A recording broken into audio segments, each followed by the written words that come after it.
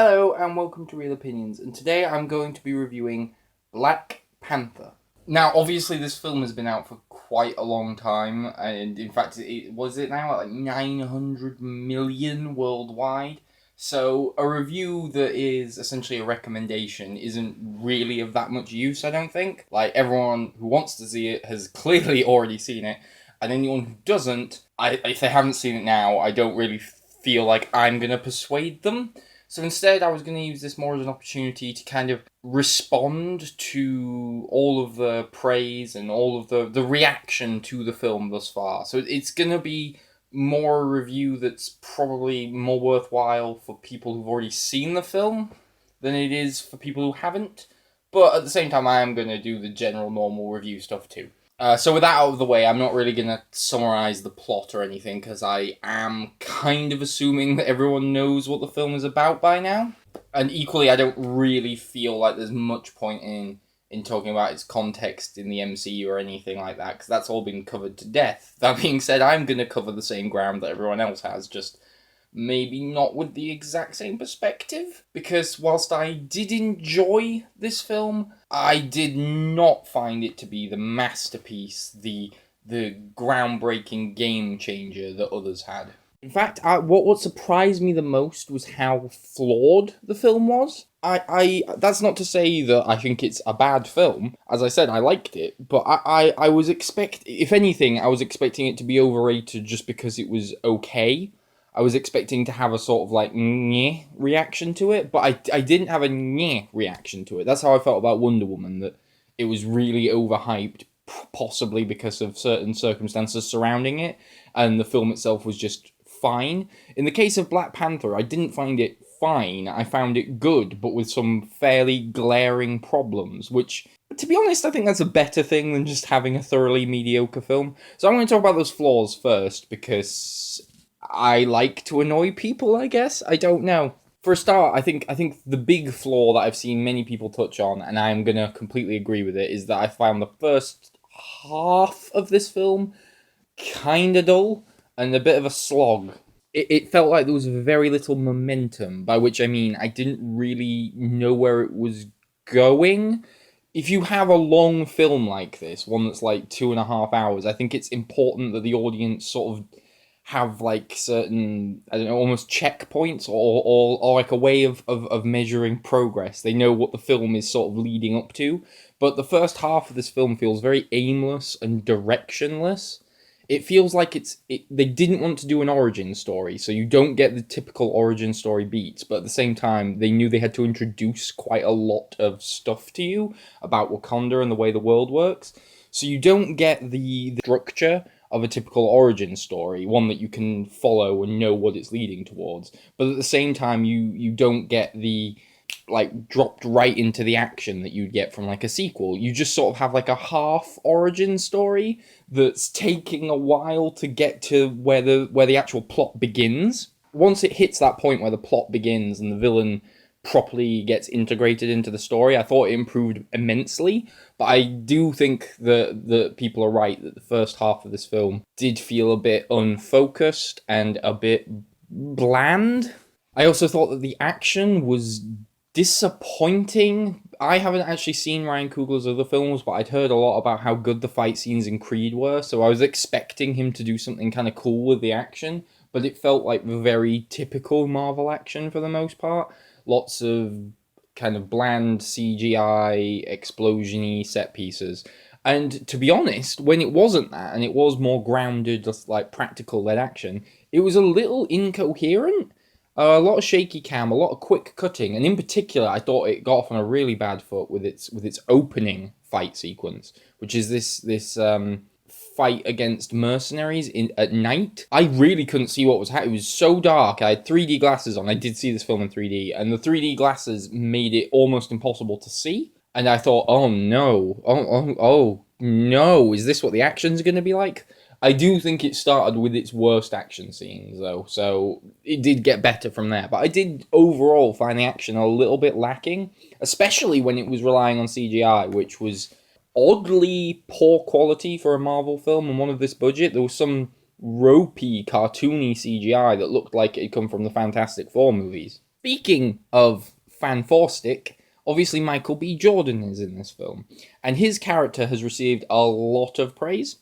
I've seen many articles talking about how he should be nominated for an Oscar next year. They're starting the campaign early, and how he's like stands shoulder to shoulder with Heath Ledger, and Loki is like one of the great superhero villains. And no. The most consistent argument I've seen for why his character was so good is that he was a complex and nuanced villain who was almost rootable for. And I really don't see that at all. I thought he was quite simplistic. He just had a revenge motivation that made him very, very similar to 1,000 other MCU bad guys. He just wanted revenge for his people, basically.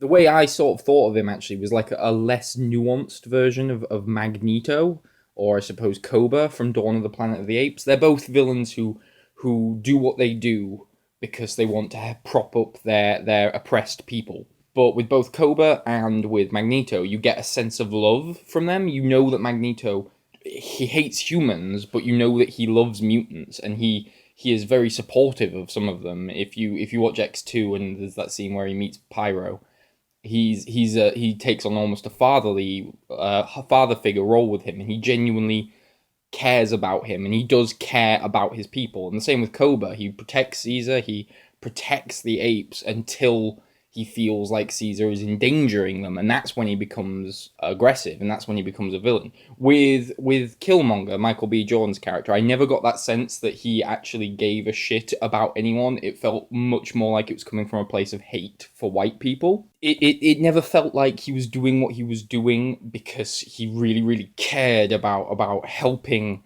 Wakanda be its best. It felt like he was doing it out of pure spite and hatred, and also out of power hunger. I felt like for him to be this complex, nuanced villain, everyone's saying that he is, there needed to be a scene where he wasn't a douchebag, but he was always a douchebag. From minute one, he never did anything that wasn't evil. And for those people who say that, oh, he's got a point, which I have seen people say, his point is ethnic cleansing and genocide, so I really don't think you can take that line of argument. Just because it's ethnic cleansing of white people does not mean that he's got a point. He's a lunatic. And he is wronged. I know that he has been wronged, and that is why I think a lot of people say he's got motivation.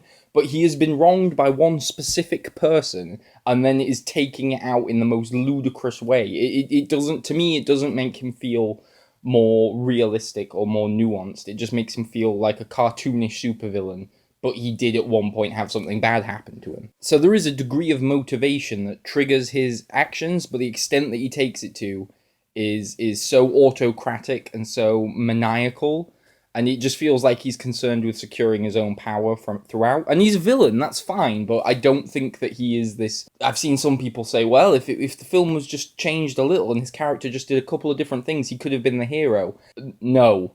That would require him to fundamentally change almost everything about himself and everything that he believes and everything that he does. He is so clearly a villain, and I don't think that there's any kind of shade of grey there. It did feel like he was just a villainous character. However, he was easily a more interesting villainous character than a lot of other MCU antagonists because he had charisma. And he felt like an active force in the story, not just someone who summoned a CGI army. He did villainous things. He schemed, and he was quite clever. And I liked that side of him. And I also think it was nice that he wanted something different from the other villains. Even if I do think he was still kind of a cartoonish supervillain, he still, in wanting a throne and in wanting a position of power rather than a MacGuffin, I felt like he was distinct from a lot of the others. So I guess my main point there is I don't think that Michael B. Jordan's character is this tragic, sympathetic character, but I do think that he is magnetic and compelling, so that's good. The thing is, I would have sympathy for Michael B. Jordan's character if his actual plan wasn't so cartoonishly evil. He has a decent enough backstory. He has been hurt, he has been wounded, and I think that makes him a potentially sympathetic character, but then his actual actions are so so extreme that it doesn't work for me. To make a sympathetic villain, they have to be likable. They have to perhaps have gone through something bad that would make them that way, but they also need a motivation that is not only understandable but almost something you could agree with.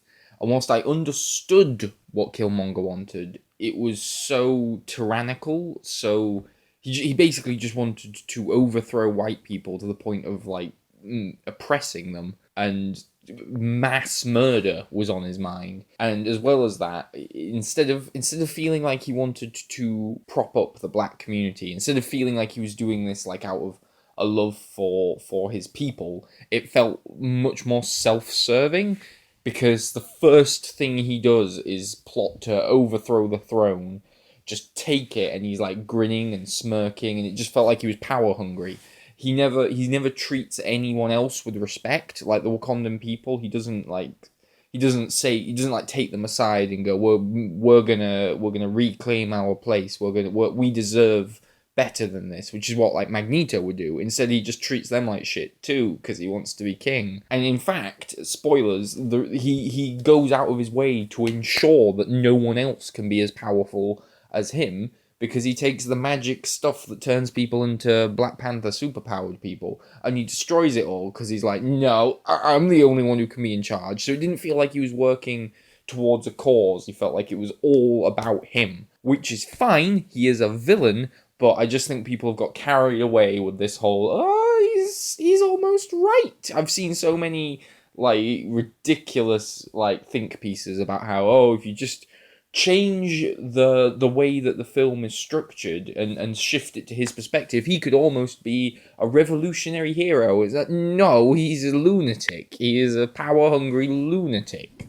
And there's no other way of seeing that. Generally, I thought the characters were strong. There's Daniel Kaluuya. I thought he was a good character with an interesting conflict that I think could have been developed more, but I thought he did have an interesting viewpoint and an interesting relationship that kind of conflicted with his viewpoint. So I thought he was good, and I thought that most of the supporting cast were. But then you've got people like Martin Freeman, who his character was bizarre. For anyone who hasn't seen the film, Martin Freeman's character, he's kind of like, in another film, he'd be the viewpoint character, or an audience surrogate, who gets all of the stuff explained to him.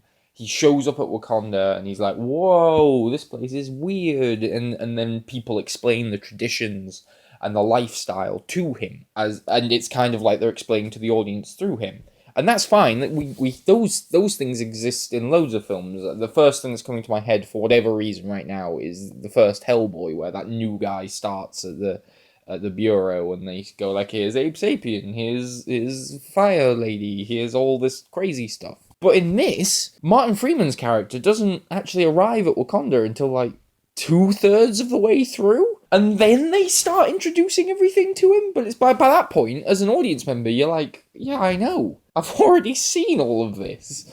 I thought his character was weirdly used. It felt like it felt unfinished as a script. It felt like partway through writing it, someone went, oh, maybe we should have a viewpoint character, an audience surrogate. And then they started writing him in where they were at the script, but never went back to add him from the beginning. So yeah, they're again, lots of flaws, but nothing film ruining. That's what I found really weird about this film, was that I thought it did a lot of things kind of poorly, but at the same time I did enjoy it just because I liked the characters and I liked the story. But yeah, there's a lot of weird little nitpicks that I have, and I find it odd that people have blatantly ignored some of them.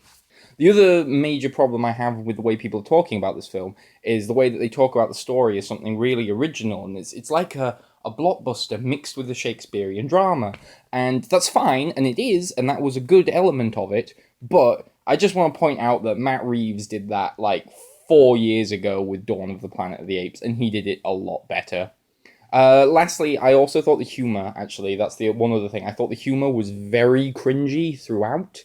A lot of people have been very, very positive about Black Panther's sister character, and I don't have any problem with her performance, and I agree that she was kind of charming, but every joke every meme that she referenced, my toes curled. So if it sounds like I really dislike this film, that's not the case at all. There were elements of it that I thought were really strong. I thought that the story was strong. I just don't think that it's this beacon of originality that everyone else thinks it is. I thought the villain was very watchable and entertaining, but I don't think that he was as complex or as subtle as other people say he was. And I generally liked most of the characters, even if sometimes the things that came out of their mouths were very annoying. I liked all of the stuff that felt Shakespearean, all of the stuff about like the politics and the power struggles and the betrayals and the treachery. That stuff was very compelling, and that was easily when the film was at its best. The film was at its worst when it felt like a typical MCU film, particularly towards the towards the climax, and also in a sort of B plot side mission that they go on at one point. That was where it felt really kind of dull, and I was like, oh, I really don't care about this. I liked that the score felt like someone gave a shit about it. That was nice. A lot of Marvel films don't feel like that, but this one, like the film itself, the score kind of melded the futuristic aspects of the film with the traditional African culture, and I thought that made it just different, and it made it feel not like every other bland, almost stock music-y score that Marvel has. And also it was a good thing that the film didn't feel like a setup for Infinity War. This was one of the most insular Marvel films I can think of. Like this, I didn't feel like I needed to see any other MCU film, and I didn't feel like it was setting up any other MCU film. It felt like a complete film, and I respect Ryan Coogler for, if he did fight for that, I respect him for that, and if he didn't, then I respect Marvel for letting him do it without any confrontation. Overall, my main point is that I think that this film did do a lot of good things. I thought its characters were good. I thought the cast were universally good, every single one of them. I thought the score was good. I thought the production design and the cinematography made this one of the most visually interesting Marvel films to date. And I did think that the villain was a notch above a lot of the other MCU ones. But I think all of those aspects have been overblown in the reception of this film. They were all good, but everyone's saying they're great, and I don't think any of them were. And the other thing about the film sort of engaging with political matters of today, there are two strands to that. There's the one about Wakanda cutting itself off from the rest of the world, and it sort of being self-sustaining and not really helping out other countries. That stuff felt interesting and like something that Ryan Coogler was actually exploring. But then there's the stuff about Killmonger and his motivation, which isn't politically deep or insightful, because it basically all boils down to race war is a bad thing, and we should not hate people of other races because of things in the past, which is very simplistic and obvious. Not that there's a problem with that in a superhero film, but again, I think people are getting carried away. And carried away is the word I would use. I don't think that this film, as I said, I'm not mad at the way people are overrating this film. I just think everyone's got a little carried away, and I'm gonna go, okay, rein it in a bit.